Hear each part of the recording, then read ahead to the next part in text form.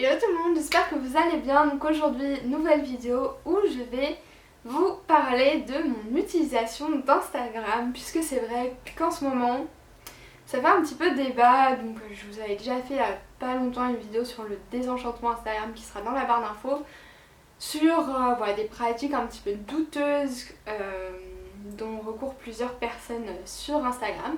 Mais bref, ça maintenant je pense que quand même tout le monde est au courant, mais il n'y a pas longtemps j'ai vu une vidéo, j'hésite un peu à vous la citer parce que j'ai pas envie non plus de critiquer quelqu'un ouvertement, mais bref, une vidéo qui m'a vraiment hérissé le poil. J'en ai parlé sur Snapchat d'ailleurs, mais bref, vous pourrez peut-être la retrouver si vous tapez comment avoir plus d'abonnés, de followers sur Instagram, ça a été fait il n'y a pas longtemps, mais bref. Donc cette personne donnait des règles d'or, on va dire, pour augmenter ses followers, sachant que cette personne-là pratique l'achat de followers, donc merci bien. Bref, mais les conseils, alors là c'est vraiment mettez des guillemets de folie, étaient, enfin moi ça m'a vraiment scotché dans le sens où j'étais vraiment... mais mon dieu, si tout le monde se met à faire comme cette personne le dit, Instagram va vraiment perdre tous ces aspects, toutes ces fonctionnalités, voilà, tout ce qu'il y avait à la base qui faisait qu'Instagram c'était un réseau social vraiment sympa, spontané, pas prise de tête. Évidemment maintenant c'est plus du tout le cas, on sait bien qu'avec Instagram on peut faire du business et une fois qu'il y a du business de toute façon on peut plus trop faire marche arrière et comme si c'était avant. Donc voilà, c'est comme ça, c'est un fait. Mais voilà, en gros le but c'était de dire que son fil Instagram c'était sa vitrine marketing, que fallait absolument mettre une super belle photo de profil, parce que si t'as pas une super belle photo de profil, personne va te cliquer, que dans ta légende de description, ton petit profil, fallait absolument mettre des émoticônes à la mode pour que ça attire l'œil, parce que si tu mettais pas la petite croix, le petit machin, t'étais pas assez tendance quoi. Que fallait avoir un thème hyper édulcoré, toujours le même, mettre les photos à une heure super précise parce que sinon t'allais avoir aucun like, que fallait liker le plus de photos possible sur les gens que tu suivais pour qu'ils te repèrent, enfin c'était vraiment des conseils mais tellement... je sais pas, vraiment juste pour attirer le superficiel et juste pour faire genre et avoir, voilà, attirer les marques, tout ça, moi ça m'a vraiment dégoûtée en fait. J'ai terminé cette vidéo, j'ai été... voilà, c'est la nouvelle génération peut-être de nanas qui font ça sur Instagram et je trouve ça juste pathétique. Moi je me suis jamais pris la tête avec Instagram, j'ai commencé Instagram, j'avais 17 ans, j'en ai 23 maintenant donc ça date vraiment. Voilà, ancienne génération. Et même maintenant, si je fais un petit peu plus attention quand même à la qualité de ce que je poste, et encore ça dépend, hein, des fois il y a des trucs vraiment pas top que je mets dessus, jamais je me suis dit il faut que j'ai un thème parfait, voilà, qu'un thème rose ou un thème hyper saturé, pas du tout saturé.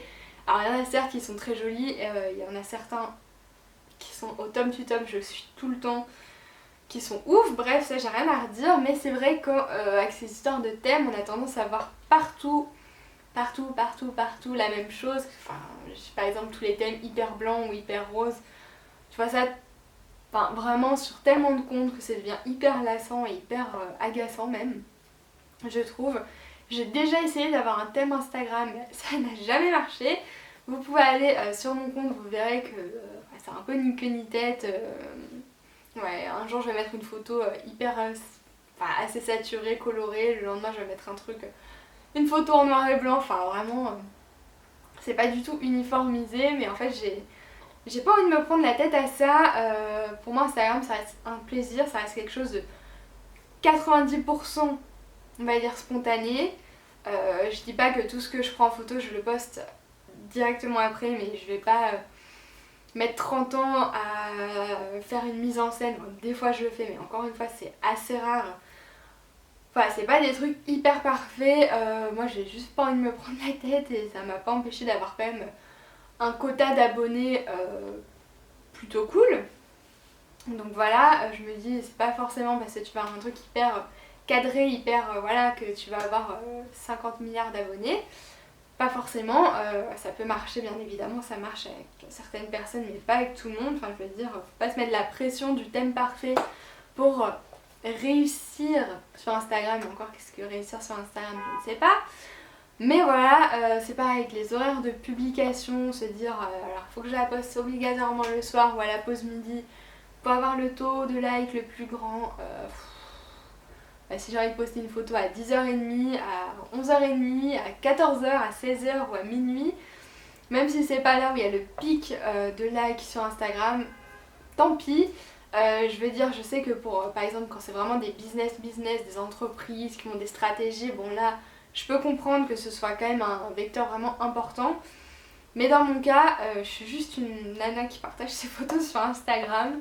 Je n'ai jamais gagné d'argent avec des posts Instagram. Ouais, je sais qu'il y a des nanas, et tant mieux pour elles, j'ai envie de dire, qui sont rémunérées pour certains posts Instagram. Moi, ça n'a jamais été le cas. Ce sera peut-être le cas un jour. Je dis pas que je suis contre absolument, mais je veux dire pour l'instant, à mon échelle, j'ai pas du tout envie de devenir une vitrine marketing justement. J'ai envie que ça reste naturel, plus ou moins spontané, plus ou moins normal. J'ai pas envie de devenir une catégorie, de me dire oh là là, hier j'ai posté une photo avec des tons violets, faut que celle d'après ce soit dans les mêmes tons parce que sinon ça va casser mon thème et tout. Je veux dire, il y a des problèmes plus graves dans la vie, alors celles qui sont à fond là-dedans, grand bien leur face. Encore une fois, il y a des comptes comme ça que je suis parce qu'il y a vraiment une personnalité derrière, il y a vraiment un truc. Mais sinon, je trouve ça un peu se prendre la tête vraiment pour rien. En tout cas, personnellement, c'est pas parce que j'ai un Instagram complètement aléatoire, etc., que je n'ai plus de partenariat ou que j'en ai pas ou que je suis pas invitée à des trucs qui font que je réussis plus ou moins bien à mon échelle en tant que blogueuse youtubeuse. Voilà, si vous voulez commencer un thème Instagram, enfin un compte Instagram, vous dites pas je dois suivre absolument ces règles là sinon je vais pas réussir. Faites votre vie, surtout amusez-vous parce que enfin voilà, qu'un réseau social ça devienne une contrainte, je trouve ça un petit peu dommage quand même. De se prendre la tête des heures pour avoir la photo parfaite, de faire un planning de publication, ça je le faisais dans mon entreprise en stage. Encore une fois là je peux comprendre mais dans la vraie vie, je sais pas, moi je trouve que c'est un peu vraiment se prendre la tête pour rien et que ça perd beaucoup de spontanéité, que ça perd de naturel et ça perd de la personnalité, en tout cas chez certains, certaines.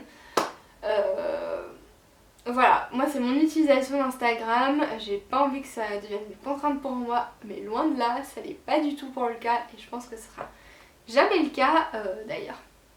Mon Instagram sera en barre d'infos si vous voulez aller le voir. Mais voilà, je rebondis un peu sur la vidéo qu'a fait Marie, donc Marie Chemise Sparks. Si tu passes par là, plein de gros bisous. Elle a fait une vidéo sur Instagram, plus tu likes, plus... je sais plus c'est quoi exactement le titre de sa vidéo. Plus tu me likes, plus j'existe, ou un truc comme ça. Que je trouvais vraiment intéressante, que je vous mettrai dans la barre d'infos si vous voulez aller la voir. Mais voilà, vous prenez pas trop le chou pour Instagram. Je pense que la vraie vie n'est pas sur Instagram non plus, donc voilà, c'est tout ce que j'avais envie de dire. J'ai hâte d'avoir vos retours là-dessus sur ce sujet. Si vous préférez justement suivre des comptes hyper cadrés ou plus spontanés ou un peu les deux. Et si vous avez Instagram, comment vous l'utilisez, tout ça, voilà. Je suis curieuse de savoir. Bon, sur ce, je vous fais plein de gros bisous et je vous dis à la prochaine. Bye bye.